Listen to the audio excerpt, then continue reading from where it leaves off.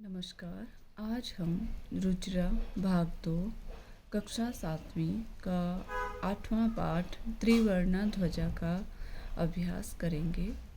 आइए इसका प्रश्न नंबर 1 देखते हैं। प्रश्न नंबर 1, शुद्ध कथनस्य समक्षम आम अशुद्ध कथनस्य समक्षम न इति लिखत। शुद्ध कथन के सामने आम और अशुद्ध कथन के सामने न ऐसा लिखें। आइए अब हम कथन देखते हैं। क अस्माकं राष्ट्रस्य ध्वजे त्रया वर्णाः सन्ति। हमारे राष्ट्रीय झंडे में 3 वर्ण हैं, 3 रंग हैं। यह सत्य कथन है। तो आम। ख ध्वजे हरितवर्णः शान्तेः प्रतीकः अस्ति। झंडे में हरा रंग शांति का प्रतीक है। यह अशुद्ध कथन है क्योंकि जो हरा रंग है वो समृद्धि का प्रतीक है। शांति का प्रतीक सफ़ेद रंग होता है, अतः इसके आगे हम लिखेंगे न। ध्वजे केसर वर्णः शक्त्या सूचका अस्ति। झंडे में केसरिया रंग शक्ति का सूचक है। सत्य कथन है। आम। चक्रे 30 अरः सन्ति। चक्र में 30 तीलियां हैं। यह अशुद्ध कथन है क्योंकि चक्र में 24 तीलियां हैं। चतुर्विंशति अरः सन्ति, तो इसके आगे न। चक्रम प्रगतेः द्योतकम। चक्र किसका सूचक है? प्रगति का। तो आम, यह शुद्ध है। प्रश्न नंबर 2, अधोलिखितेषु पदेषु प्रयुक्तानां विभक्तिं वचनं च लिखत। नीचे लिखे गए पदों में प्रयुक्त विभक्ति और वचन को लिखें। यथा, जैसे त्रयाणाम। त्रयाणाम जो पद है इसमें षष्ठी विभक्ति का प्रयोग हुआ है और बहुवचन है। इसी तरह से समृद्धे। समृद्धे शब्द में षष्ठी विभक्ति है और एक वचन है। वर्णानाम। वर्णानाम में षष्ठी विभक्ति का प्रयोग हुआ है और बहुवचन। उत्साहस्य। उत्साहस्य में षष्ठी विभक्ति एक वचन का प्रयोग हुआ है। नागरिकै तृतीय विभक्ति बहुवचन। सात्विकतायाः षष्ठी विभक्ति एक वचन। प्राणानाम षष्ठी विभक्ति बहुवचन। सभायाम सप्तमी विभक्ति एक वचन। प्रश्न नंबर 3, एक पदेन उत्तरत। एक पद में उत्तर दें। क अस्माकं ध्वजे कति वर्णाः सन्ति। हमारे झंडे में कितने रंग हैं? इसका उत्तर है त्रयः। ख त्रिवर्णे ध्वजे शक्त्या सूचकः कः वर्णः। तिरंगे झंडे में शक्ति का सूचक कौन सा रंग है? इसका उत्तर है केसर वर्णः। ग अशोक चक्रम कस्य द्योतकम अस्ति। अशोक चक्र किसका सूचक है? इसका उत्तर है प्रगतेः। प्रगति का सूचक है। घ त्रिवर्णा ध्वजा कस्य प्रतीकः। तिरंगा झंडा किसका प्रतीक है? इसका उत्तर है स्वाधीनतायाः राष्ट्रगौरवस्य च। प्रश्न नंबर 4, एक वाक्येन उत्तरत। एक वाक्य में उत्तर दें। क अस्माकं ध्वजस्य श्वेतवर्णः कस्य सूचकः अस्ति। हमारे झंडे में स्थित सफ़ेद रंग किसका सूचक है? यह सत्य और पवित्रता का सूचक है। तो हम उत्तर लिखेंगे अस्माकं ध्वजस्य श्वेतवर्णः सत्यस्य शुचितायाः च सूचकः अस्ति। ख अशोक स्तंभः कुत्र अस्ति। अशोक स्तंभ कहाँ स्थित है? अशोक स्तंभः सारनाथे अस्ति। ग त्रिवर्ण ध्वजस्य उत्तोलनं कदा भवति।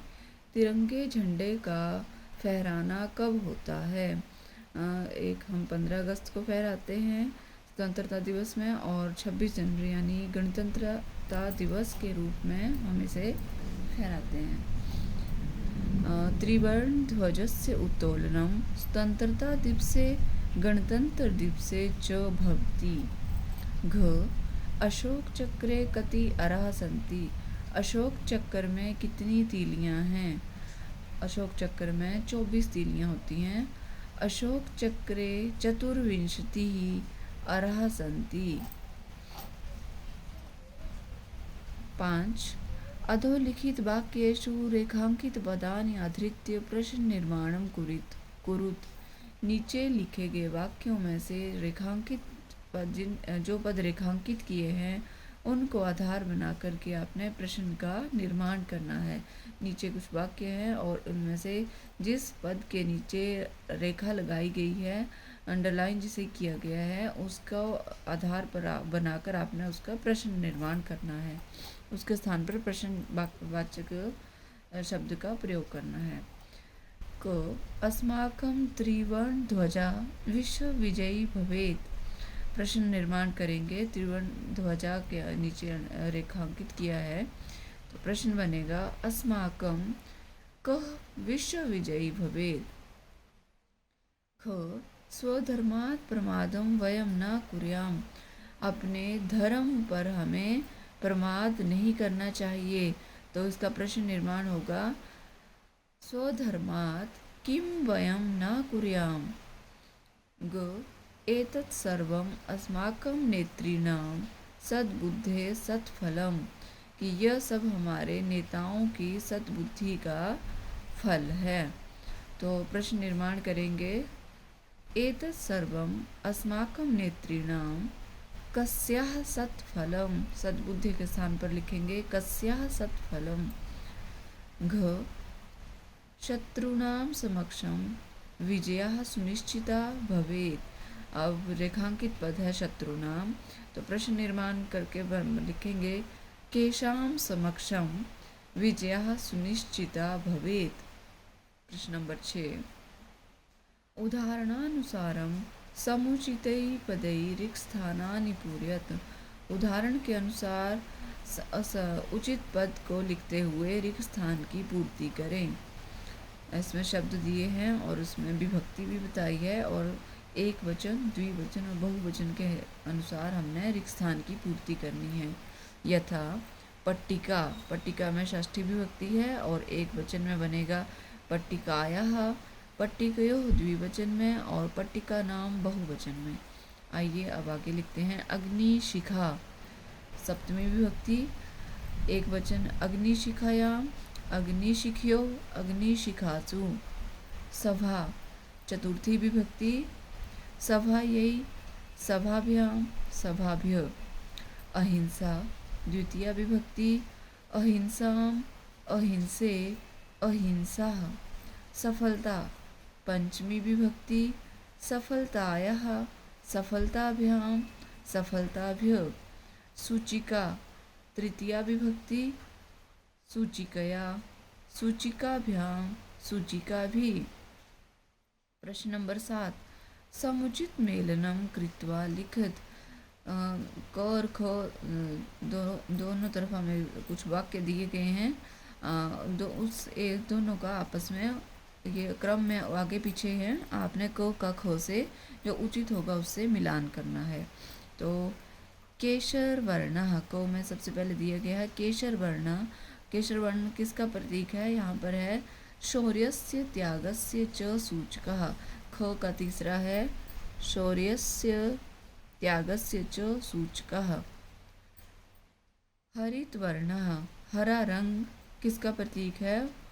सूक्ष्मायाः हरित वर्ण, सूक्ष्मायाः उर्वरतायाः च सूचकः।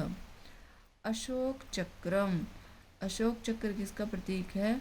अशोक चक्रम प्रगतेः न्यायस्य च प्रवर्तकम्। अशोक चक्रम प्रगते न्यायस्य च प्रवर्तकम्। त्रिवर्ण ध्वजा, तिरंगा झंडा किसका प्रतीक है? स्वाधीनतायाः राष्ट्रगौरवस्य च प्रतीकः। स्वाधीनता और राष्ट्र के गौरव का प्रतीक है। त्रिवर्ण ध्वजस्य स्वीकरणम, तिरंगे झंडे का स्वीकरण कब किया गया था?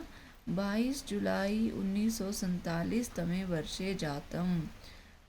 22 जुलाई 1947 को तिरंगे झंडे को स्वीकृत किया गया था। तो ये था हमारा त्रिवर्णा ध्वजा का पाठ का अभ्यास। इसी के साथ प्यारे बच्चों, अगर आपको मेरी बनाई हुई वीडियो अच्छी लगी तो इसमें प्लीज़ लाइक, शेयर और सब्सक्राइब करना ना भूलें। धन्यवाद।